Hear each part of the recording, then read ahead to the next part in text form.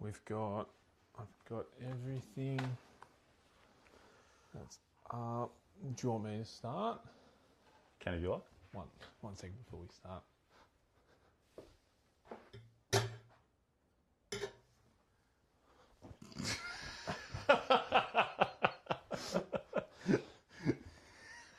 Welcome to the Panic Traders. I'm one of your hosts, Cameron. This is my other co-host. Hello, my name is Eric. Yes, thank you for being here. Yeah. It has been a wild week of football. Yes, it has. And we're here to talk about it. How was your week, first of all? It's been a dreadful week. It's just been a week of remorse. I apologise to our 6 viewers about the technology mishap last week. Prayers this week that nothing goes wrong. Yeah. I've double-checked the microphones. We've double-checked the camera. Yeah. We'll see what That's happens. right, we're learning as we go. It wasn't too bad either. So it's not the end of the world. Apologies to those that persevered with it. Thank you very much. Yes. But Go. good week otherwise. Good week otherwise. Yeah, no, it was a great week. It's been a bit of a somber week for myself, but we'll get into that today. But I just want to, before everything gets too sad and depressing, Yeah. what in the football world has made you happy this last week? Oh, it's a ripping question. What in the football world has made me happy? Question without notice. It is. Have you got something? Give me a moment. Yeah, I'll start us off. Everything that's gone wrong, and we'll dive into Essendon as this episode goes on, but Sardis was back, one of my favourite players, and he looked really good, and it's just good to see. I still won't be surprised if he asks for a trade at the end of this season. There is a big chance of that. But apart from that, you know, I'm happy that he played, and he played well. That's probably the only shining light from Essendon. But that's what made me happy this week, watching him play. I'm really struggling to come up with something. So did you go to football? I did go to the football. Yeah, took the family. It was nice. I did have a great time with the football. It was just, I don't know if that counts as like an event in the football world. Yeah, true. That's what my mind went to. But I did go to the football and had a lovely time. Fantastic. Thank you. No, that's all right. We'll jump into our scores for the week to see who is the big top and bottom of the first of the 5 upcoming bye rounds. Disaster structure of the fixture. Yeah, and the dilemmas that happen. So I did not do very well. I got 1648, which was top 38%, pushing me into top 12 or top 13% overall. So this is I had to have a look previously. The last 7 years, I've had one bad year. Well, I think I didn't really do SUPERCOACH. It was like a year I had a week, and I regretted it. But in the last 7 years, I've always been top 2%. There you go. Apart from this year, the one I started podcast. So that's good. How about yourself? How did you go?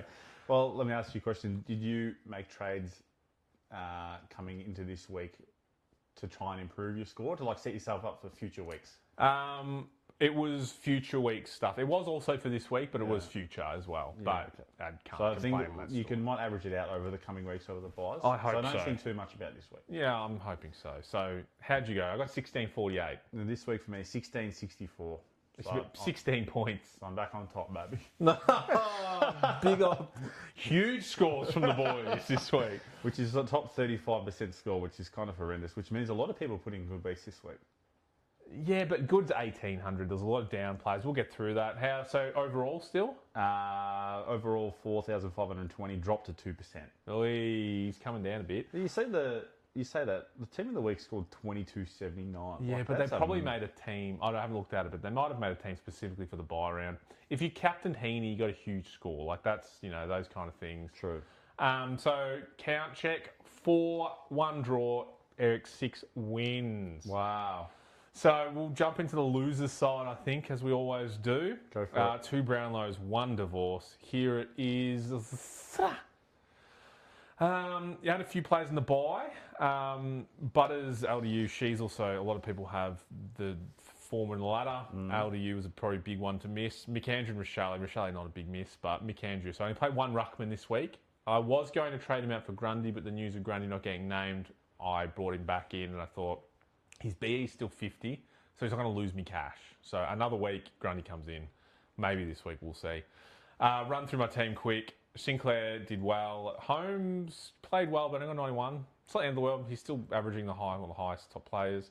Short had a bad game, and Sam Banks came back into the team, and that's, not many short holders out there.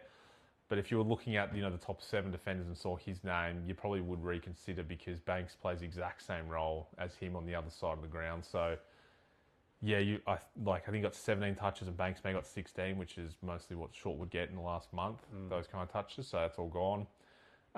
Houston had, I think, a good last quarter, I believe, which helped his score.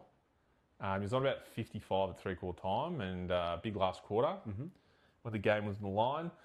I went to trade out Windhager and then I reversed it, thinking he can't get 7 bad scores in a row. So he's 49. Fuck. McCarthy, after his 34 2 weeks ago, I went to trade him out. He's gone 117, 108. So his last 7 weeks, he's had 5 scores over 105. Like, that's pretty good. That's what I was hoping from the start of the year. But that 34 still sits in my memory. Yeah, I still see the red arrow too, so his BE must be like relatively high. His BE now is 50, I believe, because last week was pretty high. Green. So people could look at him but it is like a very hit and miss, and it was against Bombers, so be cautious. B. Smith 119, I VC'd him and thought that's not high enough, so I went captain, hit Bont 119, so real good, thanks there. Oliver 80, very surprising considering his stats. Dacos brought in, McCluggage.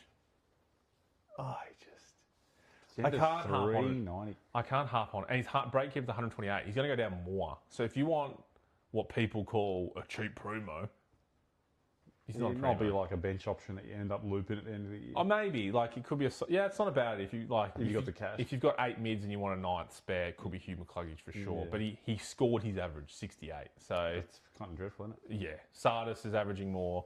Fucking Rashevsko is averaging more than McCluggage, so no one come at me saying McCluggage is a primo anymore. Fuck me. Jackson played well, but forgot to get 89, and obviously only had the 1 ruckman.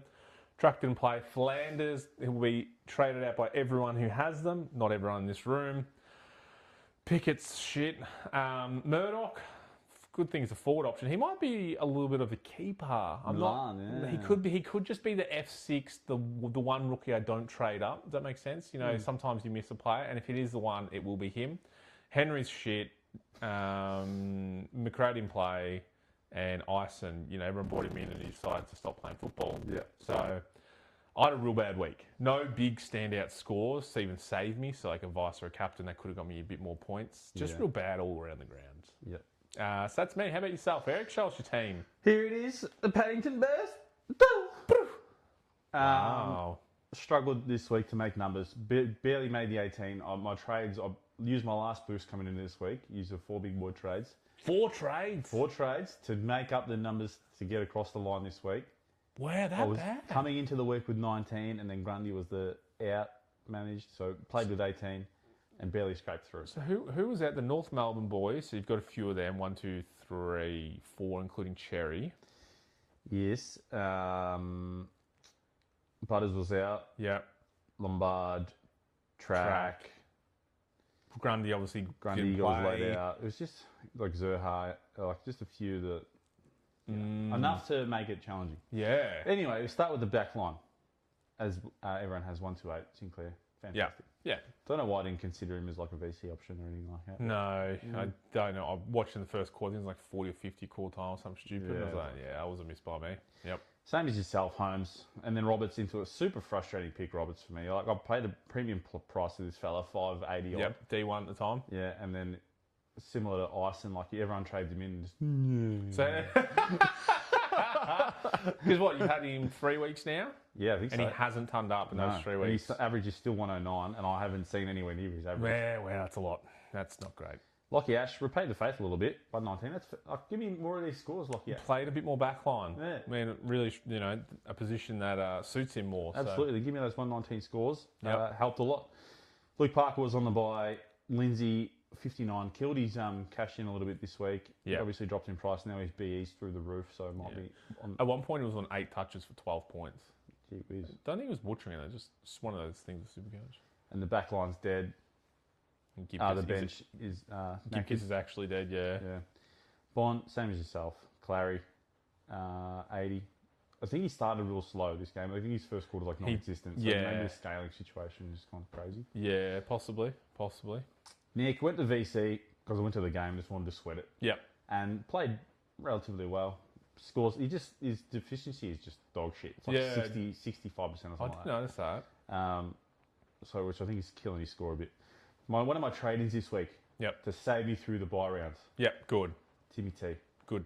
And look. And considering Richmond got done by like whatever, it was 110 points. Yeah. A 97 is not a disaster. I think he was top score for Richmond too. Yeah. So, as we said, he's very consistent. Very consistent. So I scored with 5 points within his average in a massive loss. Yeah. Happy days. Willem, he might be top 2 pick of the year just behind P. Gothard, like rookie pick. Oh, behind P. Gothard, obviously.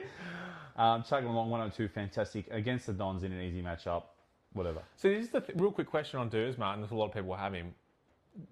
Does he become like your M9, M10? Is he a player you just don't trade out? Potentially. He might be like my million. Last traded out. Yeah, see how he goes. Just chug along. He'll be the last option. Yep, fair enough. Tanner, frustrating pick. Now he's starting to bleed cash, 51. Yeah, he's dropped a bit since I traded him. Yeah. Thought he was a safe option, like a safe hold, but seems not. Yeah.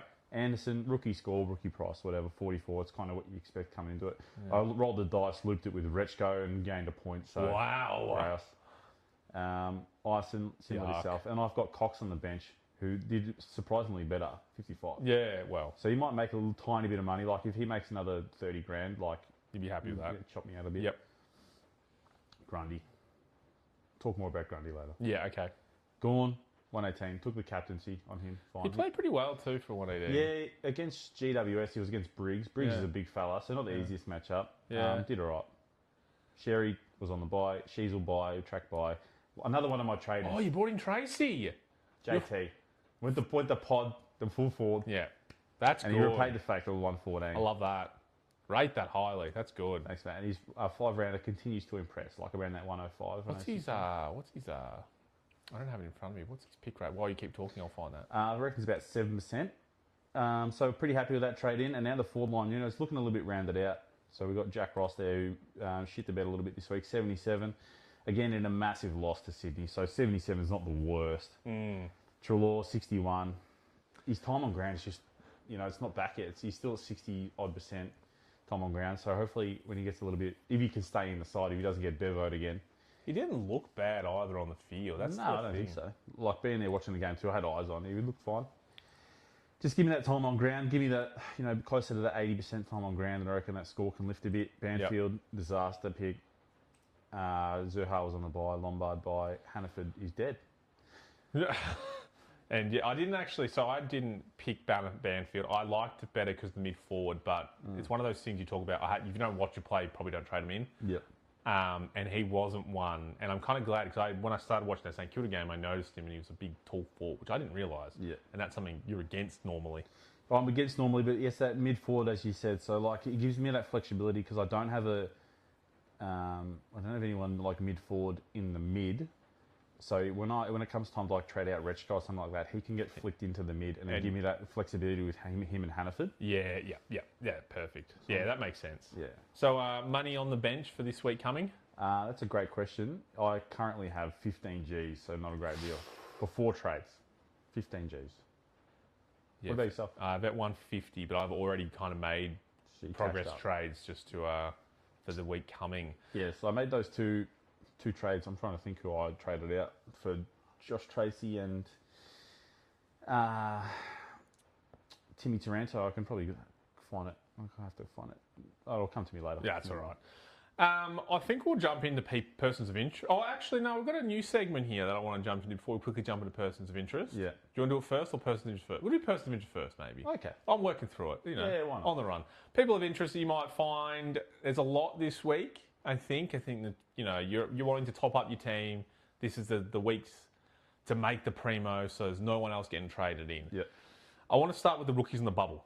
Because there ain't that many this week. No. So trading down will be a bit of a guesstimate. There's only one player that's played 2 that's got a negative break-even that actually looks like he might retain his position, and that's B. McDonald from Hawthorn.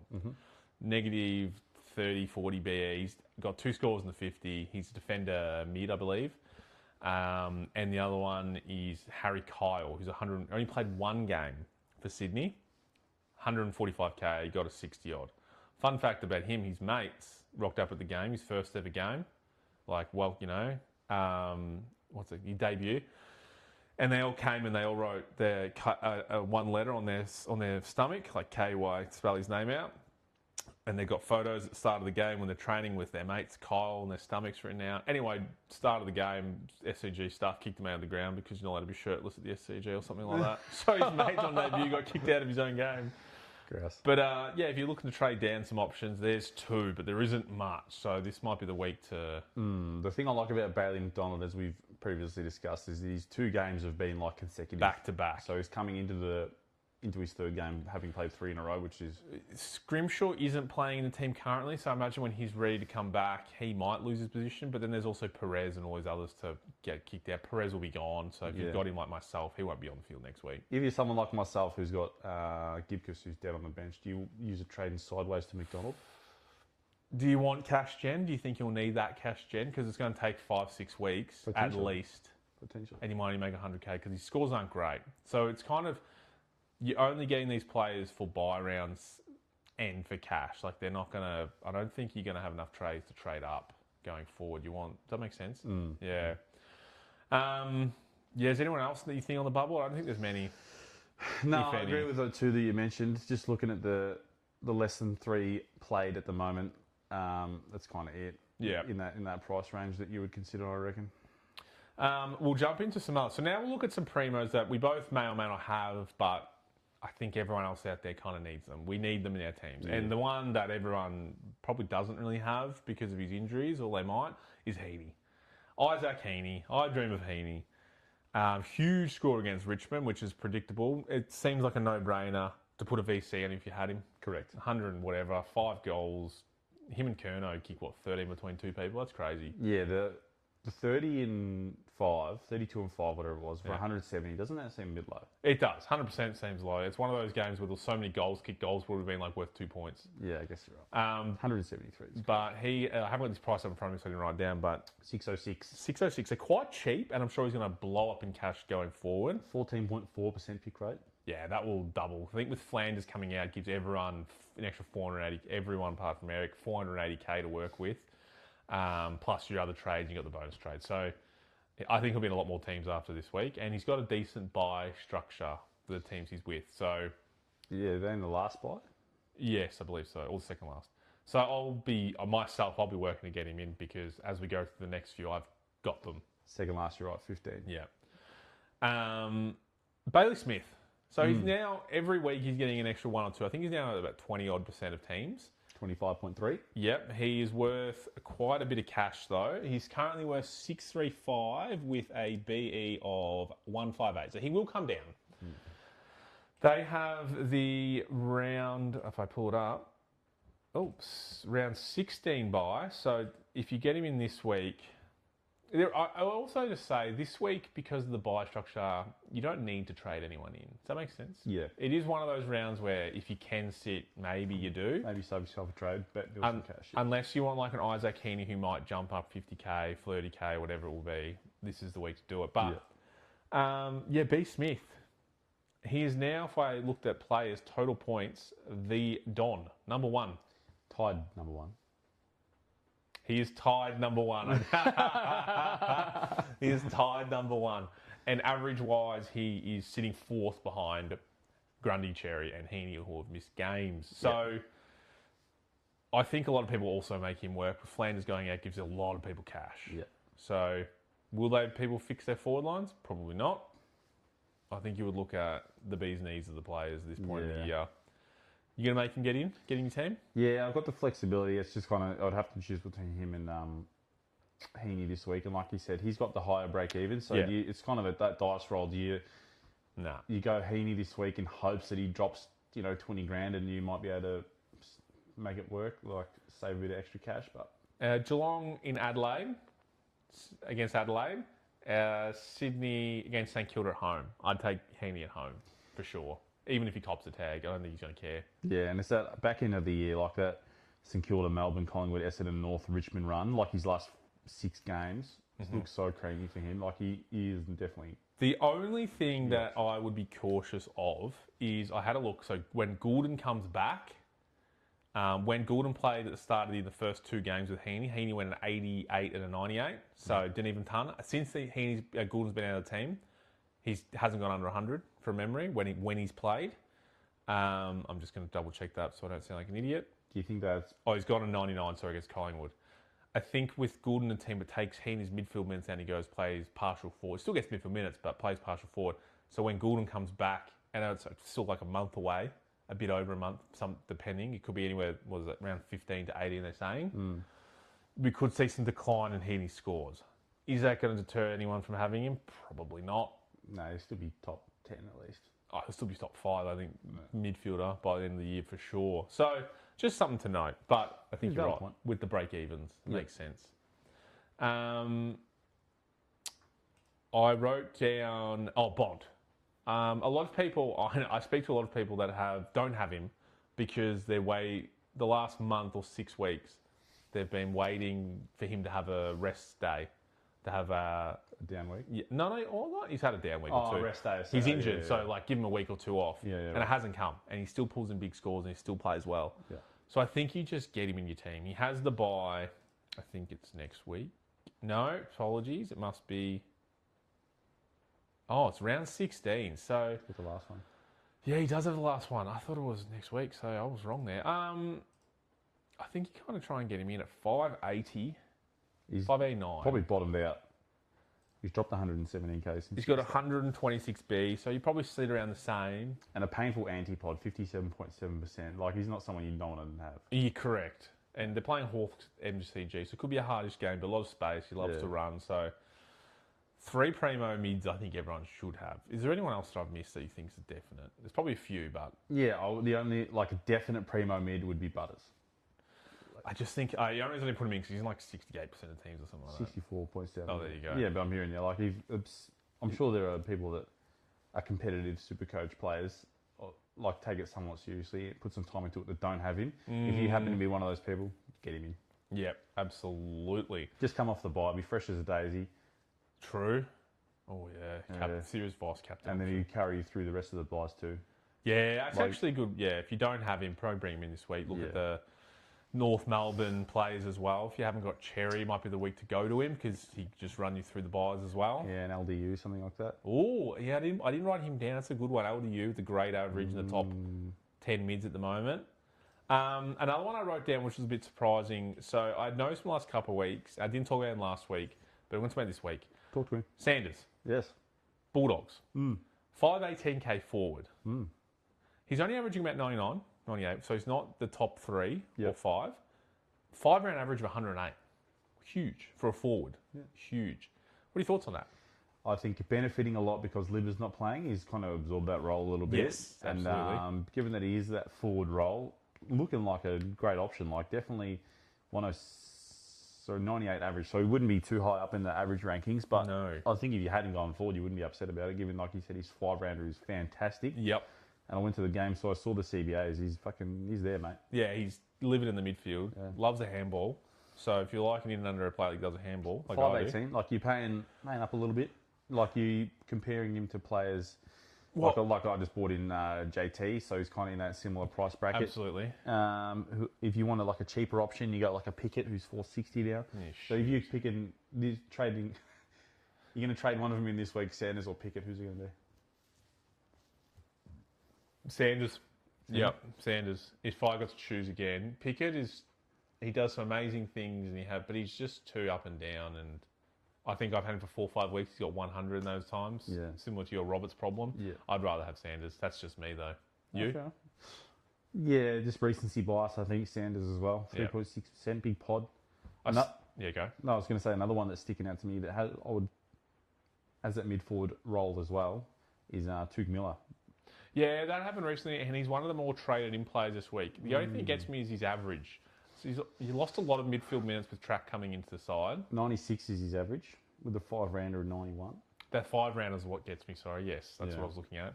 That's not bad, don't get me wrong. And it is a direct sideways trade from Flanders to Miller, so if you haven't got the cash or you don't want to do any other trades, I get it. Yeah. It's not a terrible option, that's for sure. No. I just think there's betters, and I don't think he'll be top 8 forwards of the comp at the end of the year. No, well, Sanders, as we speak, is number 4 in average in the forward line. There you go. There you go. So, good option. If I could make it work, I've got the choice of him or Heaney this week with my money. I could do more trades and probably get him in, and maybe I will, but Heaney's probably going to come in first. Yeah. I just want, and there's another person I want to flag. 6 weeks ago, Essendon played Collingwood. Yes. A man by the name of Jordan De Goey scored 110, and you said, Cameron, he's at 310k, and he's all the way back. You put my life on it. And I laughed and said, mate, you play one good game, don't worry about it. Yep. I did also say in 6 weeks' time, let's come back to and revisit it. So here we are, I'm revisiting it. So since then, and including the Essendon game, 110, 73, 127, 98, 111, and 117. So 4 scores over 100 and 198. As a forward, he's now 465 KD, and the 5-round average as a forward, he's in the top 3 or 4, I believe. He's 105 5-round average, and as a forward, that makes him. Sorry. No, you're right.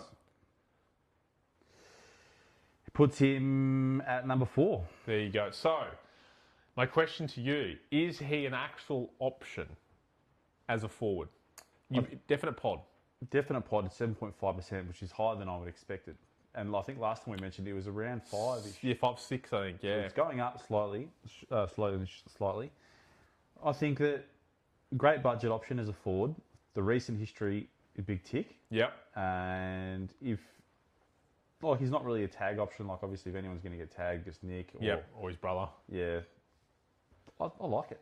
I'm a bit biased. It's hard to remove myself from that bias, but it is. I still want to say no, but the numbers don't lie, and the consistency of it, like the 73 being the bottom as a forward, it's great with the other scores there, 127, 98, 111, and 117. So just the 2 Pies players come to mind. If you have Houston in your team, if you were to have De Goey in your team, which are you happier with having? I'd probably rather have De Goey because he's a forward option. Houston is doing my head in. He does so well in a half of game and disappears, where I kind of expecting Houston to play a full game when he's not. And De Goey, I'm like, well, he's a forward, and if you got 100, great. And if he gets 50, oh well. It's kind of like your Zerha approach. You're like, but he's showing that he can be more consistent. He's getting a lot of midfield minutes, and as Eric said, he's not getting tagged at all. Not getting looked at by oppositions. No, he's a big bull. Big bull. Yeah. So if he holds his body together, could be a great pick. And they've got a great buy, Collingwood. So even if you do get him in this week, there's not many other. Freo, I think Carlton, which no one will have any players, and another shit team, maybe Hawthorn, I think it is. I actually don't hate it as a 460k option. I think it's good. He might be in your team. Last year I had Pendlebury. I finished it with Pendlebury. This year I might finish it with the Gully. Let's see. I like it. You've got to play a few players there before I get to players you can fuck off to the buy. Yeah, just a few budget options. So cash can be an issue, especially for someone like myself who has terrible rookies on the bench. Hannaford though. Yeah. Cukers. Zach Merritt. So one of your Bombers, 547k mid only, averaging 113. So right up there, doing very well. Yep. The only thing you got to worry about is just that Essendon are so terrible. Yeah. You often don't score well in losing teams, I tend to believe. Don't disagree. Talk to me about it. What do you reckon? I would be careful with this pick. The new coach played him in quite a bit. He played a lot of CBAs, which I could pull them up in a minute, but he also played quite a bit forward. At times he was sitting at full forward. And it might have just been the game because no one in the forward line was working. No one was even leading at the ball. Yeah, the conditions were dreadful. So you need someone with actual skill, actual ability to go and use it while it's there. So I would be very sceptical about trading any Essendon players in. So even though Roberts is coming down, I think his B is still high. I would be very sceptical. Watching the game, they didn't use Roberts like they have since Roberts has been doing well this year. They're not looking for him to be the distributor of the backline. I don't know if there's sentiments changed with the new coach saying, let's use other avenues. Yeah. He still gathered 30 ball touch disposals, had a lot of kickouts, mind you. But yeah, they weren't just handballing it sideways and looking directly for Roberts to get it out. It may change, but in that one instance, the sample size of the new coach looked a little bit different. I'm hearing you. Yeah, so it could be the same with Merritt. With Sardis and Roby playing a lot of midfield minutes, Parrish, hopefully never plays another game of football again for Essendon. I hope you trade him. Get him out. Mid-season trade. Really? Well, there's Zach Merritt in like years past. I remember, I think even last year, I reckon we got him in at a similar time. He starts around like, 6'10", whatever it is, and then drops to mid to low 500s. Everyone trades him in at some point. You finish your team with him like most years. And you trade him in around this point. He's a player, and if I pull up his stats, he's a player who one week will get 150 and then the next get a 80. His scores are very up and down. Well, his 5 round is actually good at 105. But if I look at this year, his lowest score is 87, and that's when he was tagged against North. And then he's had 2 scores at 97, 98. Everything else is above 105. Yeah, and you've just like missed the Richmond West Coast games where if you had traded him in, you're hoping for good scores, pulled off the 126 down to 97. Yep. But look at the games up ahead: Carlton, Melbourne, North, St Kilda, it's a nice Brisbane, run. who are down. Well, I think the run's pretty good. You're going to finish the year a bit of a slog in Geelong, Sydney, Port. Yep. But the next 5 weeks look alright. Especially when you think Geelong and Sydney will be around the finals and grand finals of most Supercoach leagues. So that's concerning in a sense. Merritt will get tagged at Geelong and tagged at Sydney. So just be careful. Yeah, because that will be if you make the grand final of your league. That's good. Fantastic prophylactic thinking by you. Like, you're 6 steps ahead of everyone thinking about that. Yeah, I wish my team was 6 steps ahead. So I'd be very careful if you plan on winning a grand final with Zach Merritt. Another budget option. Yeah, another budget option. I just mentioned Brisbane. Yep. Their player that really only seems to be performing is Lachie Neale. Consistently, yep. Yeah. Although we had a down week. Did have a down week, 67 this week, which brings his BE up to 140, which is not outside the realm of possibility for him. Yep.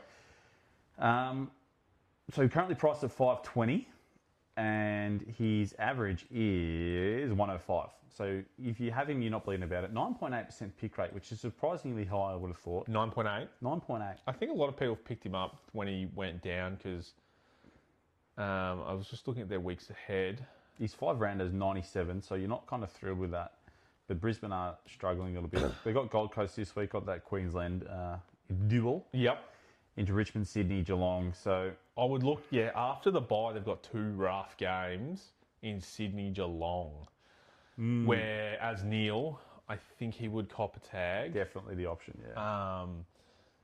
But then past that, if you look ahead to 19 onwards. Yeah, 18, 19, 20, 21 all look juicy leading into your final series. I get for a budget option for sure. Like if you're... And he's a proud man. Brisbane want to push for finals.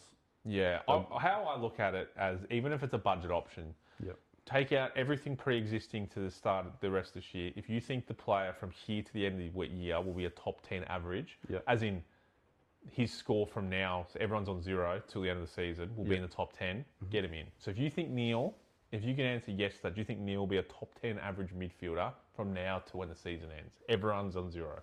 Everyone's on 0? Everyone's on 0 right now. That's a great question. Let me look at what 10 currently is averaging, and then I'll give you an answer. So 10 is currently 112. The answer is no. I reckon he might push like 110. Yeah, 108, 110. Yeah. So in my head, I would say no. I would try to go for one of those bigger premios. Okay. Brisbane have been playing down, so if you're of the belief that Brisbane will come back and that everyone will play better, then maybe get in. But I don't know. As you say, with Brisbane, their scoring has been very wild this year. It's crazy. Even with the most consistent play game of 67 against Freo. That was wild. Strange. Yeah. Another one, speaking of Freo. Free to go. There's an option here that we've discussed in weeks past. Absolute superstar of the comp. Yep. Who's dropped a little bit in price. Someone you probably want to have if you need a ruck. Luke Jackson. Okay, so 560k right now. So he's sitting at R4 at 120 average. Fantastic. He is, quick maths, 30 grand cheaper than the next ruck option. Okay? So you got Gorn up the list 590, then Sherry 630, and you're paying big bucks for 670 Grundy. I reckon if you're in the market for a ruck and you don't have Al Jackson, he is the man. He's been down the last 3 weeks. He got 119 last week, but either side of that he's been 60 and 80.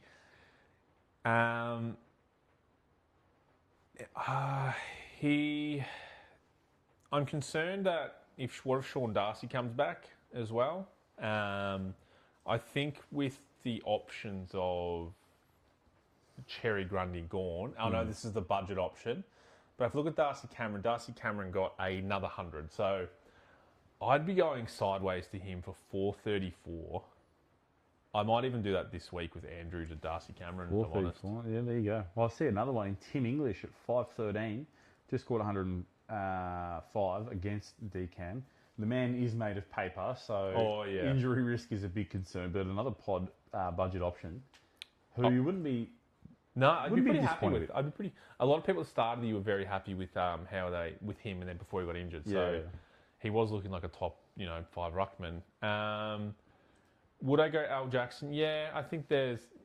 I'd probably go the other 3 big ones over him though. Even though I've got Al Jackson, if I could get Cherry Gawn, or what's the other one? Cherry Gawn, Grundy, obviously. Sorry, I'd probably go them. And yeah, so if you're like someone who's got Grundy and McAndrew, your McAndrew's coming up to a Sherry or a Gawn, you're not going to go to Jackson? I think so. Yeah, I think you would. You? Now that you've got all 3 ruckmen, pretend you don't. I'm a believer. I just think Freo are fantastic. Yeah, he's just going to keep scoring well. Yep. Nah, that's a good get.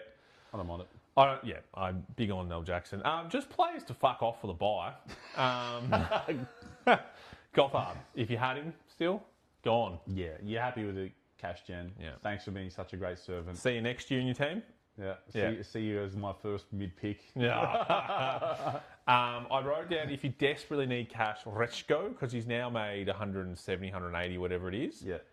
His B is still quite low at 30-40. Yeah. But he's got the buy. If you don't need the cash, hold him for another week. You'll play throughout the other buys. You also wrote Josh Lindsay down. Josh Lindsay, just given that his BE is through the roof at 116, very unlikely he'll make that.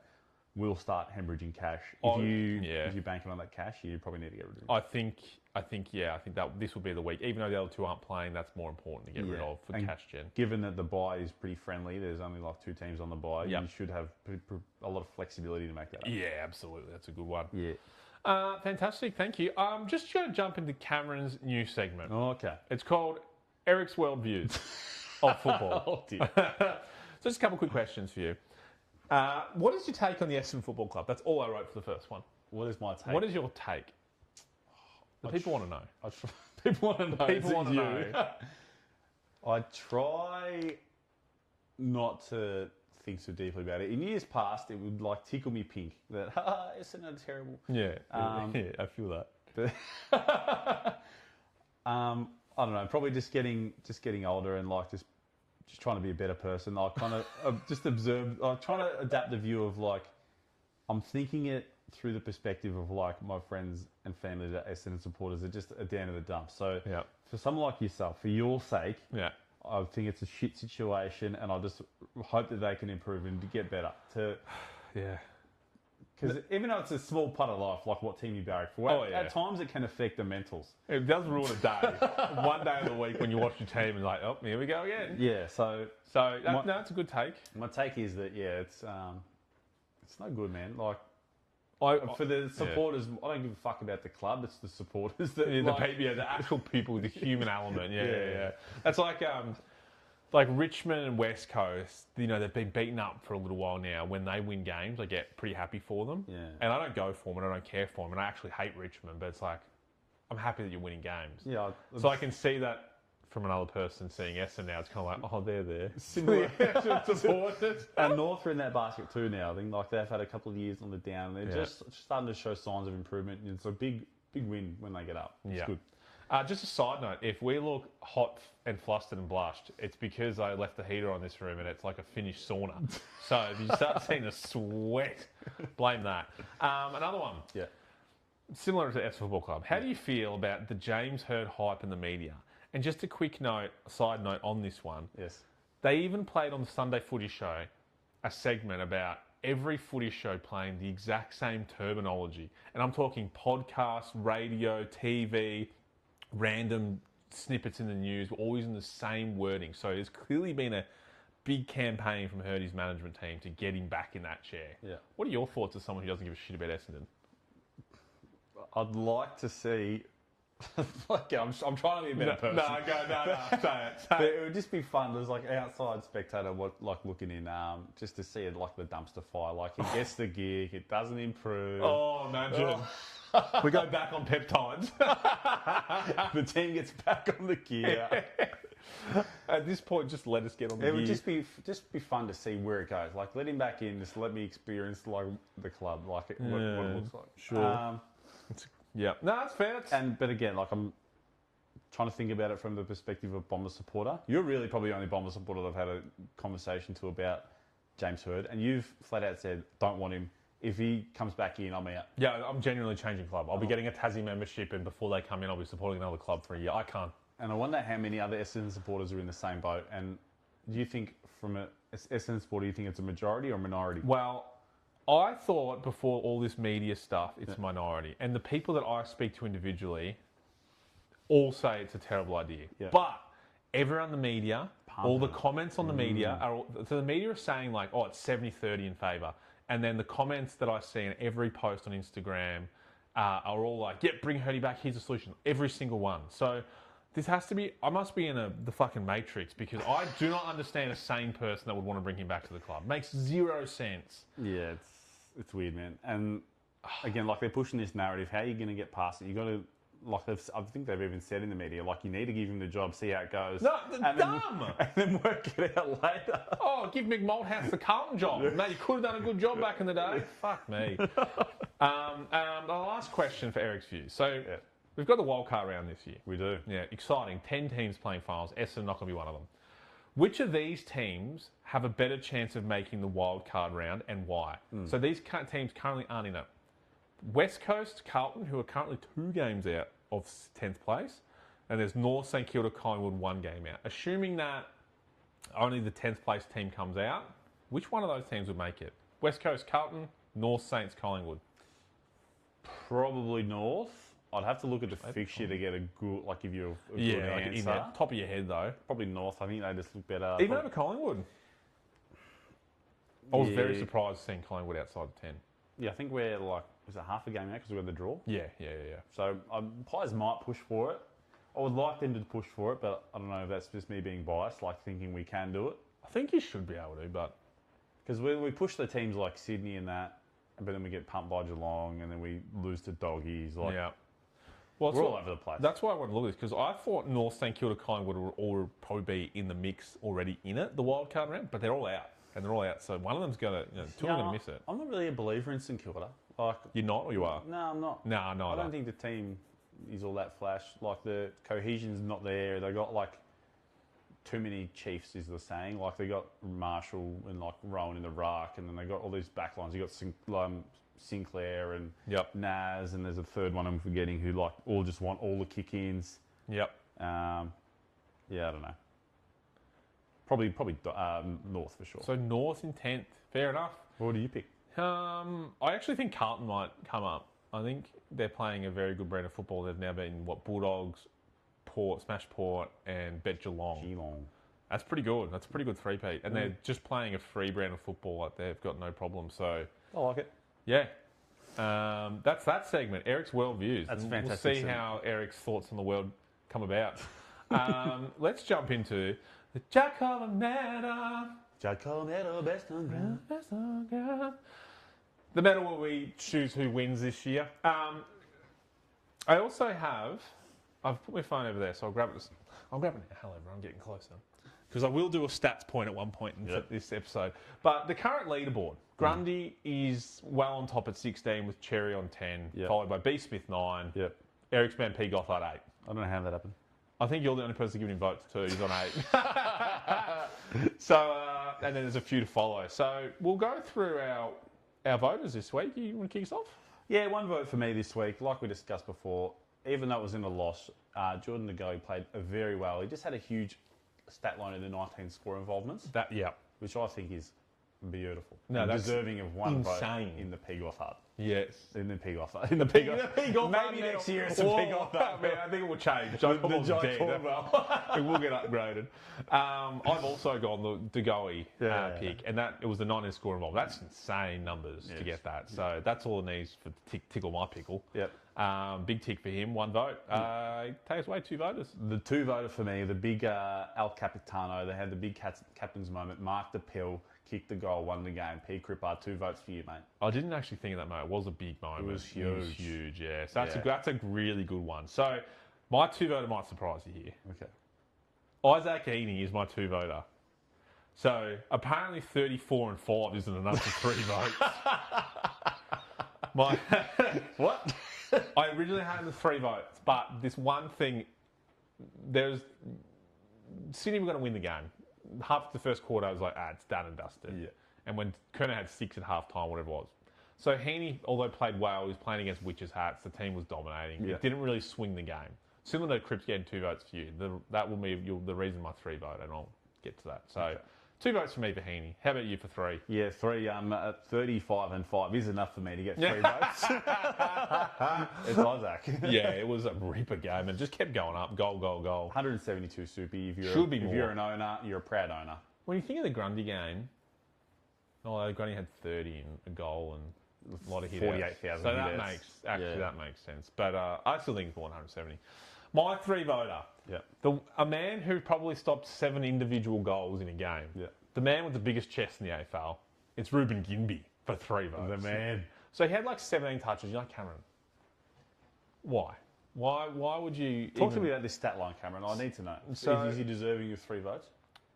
I believe so. I know you're a fan. We went to the SP 433 game, Pies West Coast, and you loved observing our man Ginbey here. He's a thick boy. He's muscular. So he had 17 touches at 94% efficiency. So fantastic. 11 of those were intercepts. Good. 3 of them contested marks. Fantastic. Huge. He also had 8 spoils. So he had that at half time. So he didn't get a spoil after half time. But behind you, and 4 tackles. But you go, Cameron, that's not a great storyline. It was his impact on the game. He stopped. A caddy had 1 or 2 goals, and that all happened in the last quarter.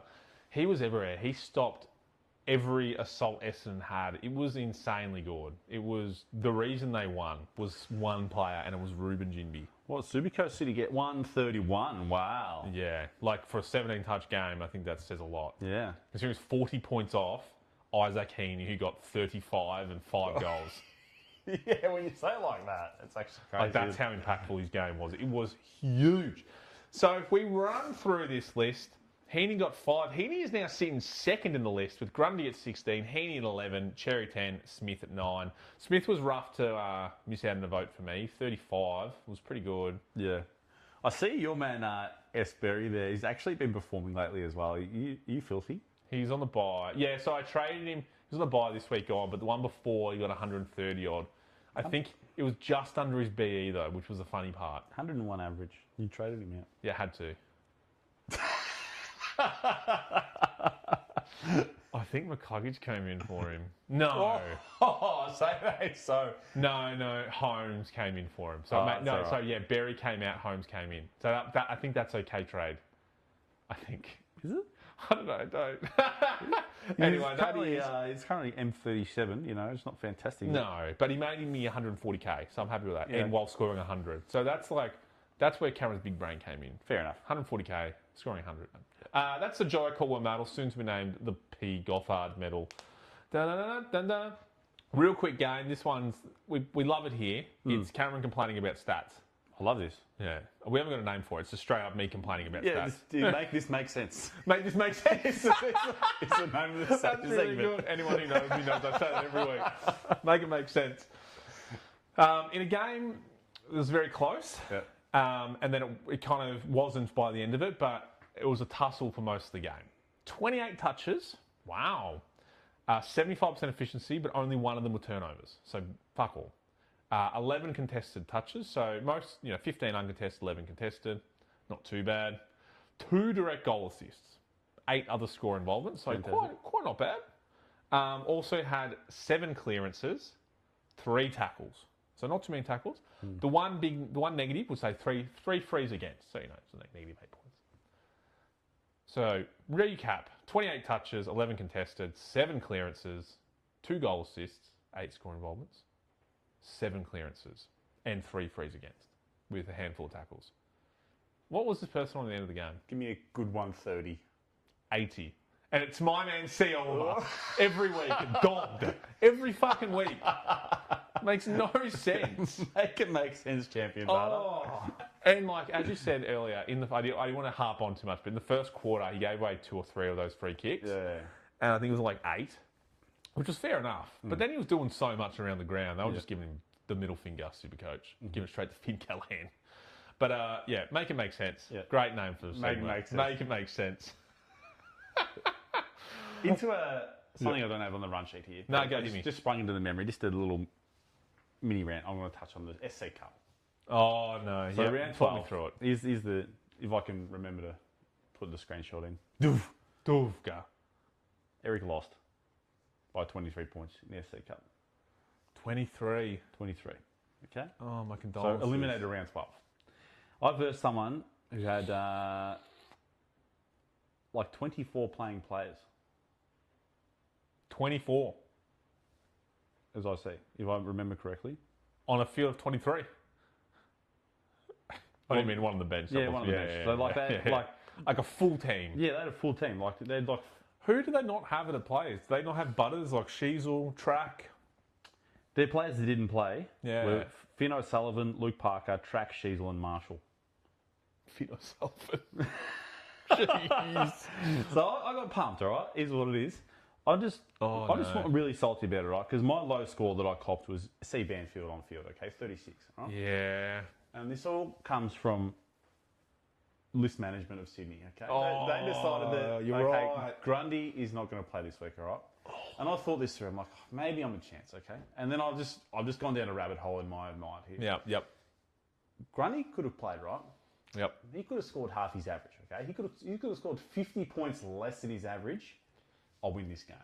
Oh, that's how I'm thinking about this. Oh, no. I know it's the wrong way to think about it, but it's just annoying that the SC Cup and the Supercoach in general is just so much RNG. Yeah. It is crazy.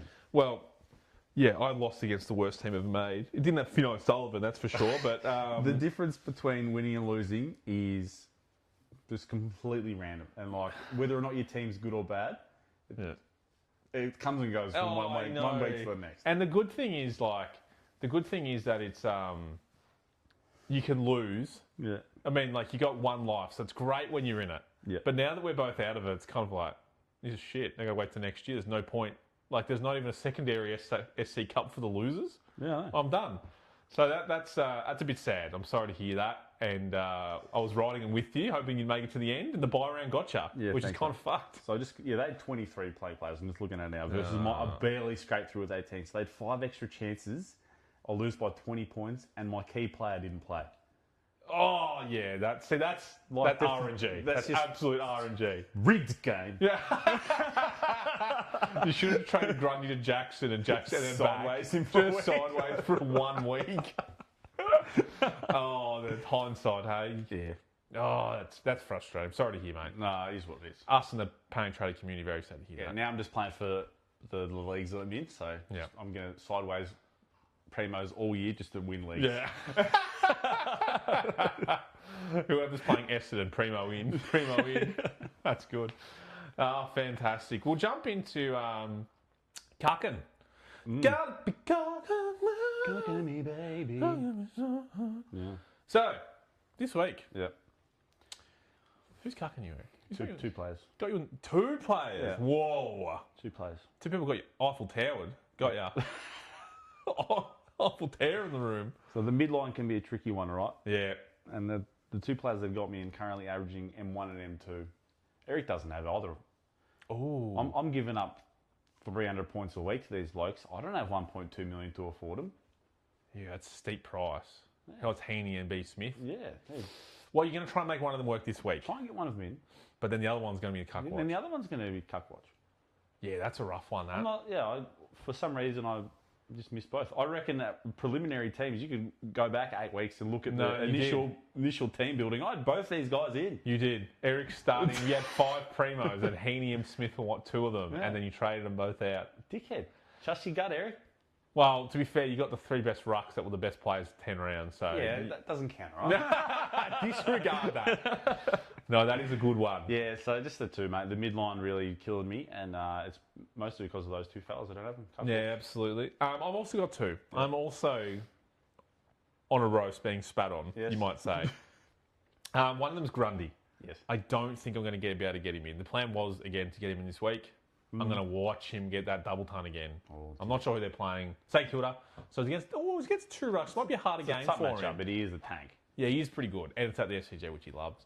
And the other one is R. Sanders, because watching the last couple of weeks, I've wanted to get him in, but it's just not a priority. And it's one of those ones, you just got to back yourself and do it. Like the Josh Tracy pick. Yep. Although he's doing well, you just got to go, yeah, he's good. I know everyone else is looking at him, but I got to get him in. I've kind of, because of my, some of my mishaps with Windhager, I've had to default to, and McCluggage is a big one, kind of default to the guaranteed players like Holmes and Dacos. Yeah. Which I don't love. It makes it boring for me. I'd rather have Sanders and sweat on him every game. So I'll be watching that one hard this week. Making me hard. Yeah. And that is, you gotta be cocky me, baby. You want to recap your multi, your fat multi you put on the weekend? The old multi. Did it late in the week. I didn't. Well, late. I think I missed the Thursday night game. Yeah, so it's not kind of counted in. I liked it, first of all, before you go through it. I thought most of these were gettable. And I know I say it every week, but there's not much dumb things here. No. Heaney for 20, is that done? Not at all. It's not done, got up. Ross for 20. This is J. Ross from Richmond. Yep. For 20, is that done? So recent history was no. Just real quickly, in my personal multis, every time Richmond play, Ross 20 is paying like $1.40. Put it on. He's had it like the last 10 weeks in a row. But didn't get up this week. Oh, didn't it? Yeah. No. Okay. Cool. My man Timmy Taranto for 20. Yeah, should get up. Pretty safe. Tick. Yeah. Your man Jaden Short for 20. I would have thought so until I saw the list of Banks in, but yeah. And didn't get up. P. Voss from a Freo 2 goals. Yeah, lock. Big tick. Big Vossi. Yeah, he's a good player now that he's not at the Dons. Yeah. Just side note. Jordan De Guy 2 goals. So that one was the one I didn't think would get up. Yeah, and considering he had 19 scoring involvements, didn't score 2 himself. It's a bit, unusual probably. Cross. Yeah. Membry 2. I thought we don't have a forward line at the Pies, that is. Surely he kicks one. Elliott did his ACL. I didn't think of that, A little bit more opportunity. 2. Forgot about that, yeah. Gone any time. I thought he's up against Briggs. Briggs will give away a free kick. I don't think Briggs got injured during the game too. Yeah, I don't know. And it turned out the other way around. Gorn gave away a goal in the forward line. He did? Yes. And then Elliott, I was just looking for a bit of a different option. West Coast coming up against the Dons. Amid is going to score a couple of goals. Did not score 2. Well, there was one. He was running into an open goal square and he kicked it into the post. I thought that was very funny. The Bolty was already down, but when I saw it, I was like, that's our luck. So, those are the legs. Didn't get up, sadly, this week. But, got a few ticks there. I like the approach. I like the little mini same-game multis that kind of add up numbers. Yeah. Like the 2020-2020. I reckon that should have got up. That looked like a pretty no-brainer, but it didn't, apparently. Happy with some of those legs. Like the P. Voss leg's good. Cash, too. Membry's leg's good. Yep. Anyway. No, well done. Unfortunately, we didn't get it, but we're halfway through the season now. We've been so close. And not yet so far. We will get one. It's coming. It's coming. And it'll pay for a new set. We've got 12 weeks to go. Exactly. It'll pay for a new set. We'll have the merch. We'll have the bling. Yeah. We should make merch. Our 5 viewers will have TPT shirts. Want a sick beanie for winter? It's not a bad idea. Beanies isn't a bad idea. I'd wear one. Anyway. We'll discuss that for the meeting. Oh, anyway. Anything else for you? We've touched through quite a bit. Someone that I just looked up before, I was just flicking through the top list here. Flanders is a man you have. What are your plans with Flanders? Like I don't know, it was stupid story. I was out for a run when this game was on. I had the headphones in and I was listening to the game on the radio. And I'm running at night in the middle of the street at night in the dark. And they're just on the radio. Yeah, just confirm, guys, that Sam Flanders has done his Achilles. Yeah. And I audibly went, yes! Come on! That's great. crazy. And I'm thinking, and like, I don't know, it was just instinctual that came out. That's and then I funny. realised where I was and what I was doing. I'm like, hopefully People just like- disturb anyone. Like, Someone just walks out of the house and there's an old man, big man runs around going, yes! Oh shit, back in the house, kids.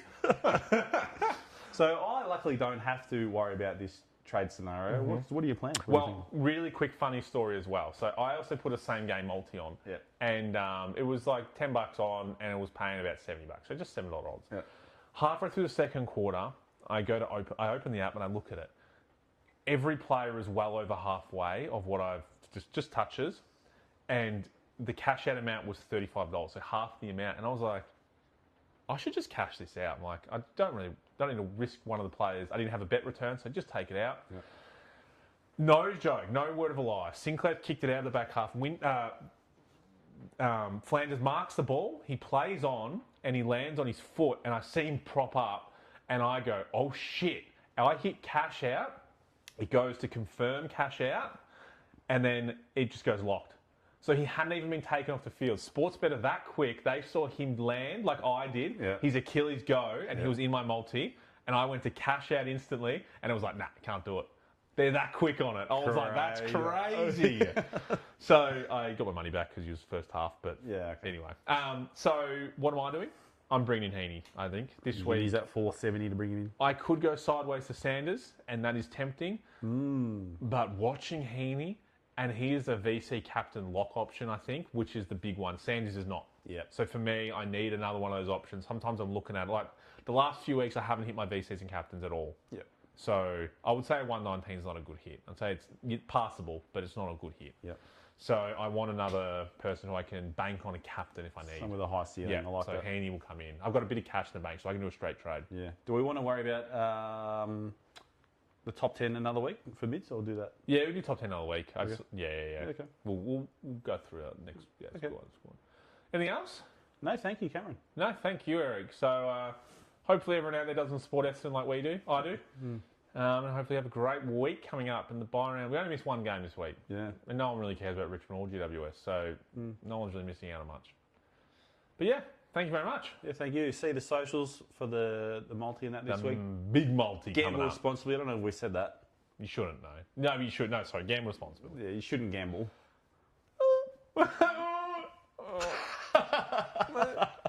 But no, thank you everyone. Have a lovely weekend. Bye.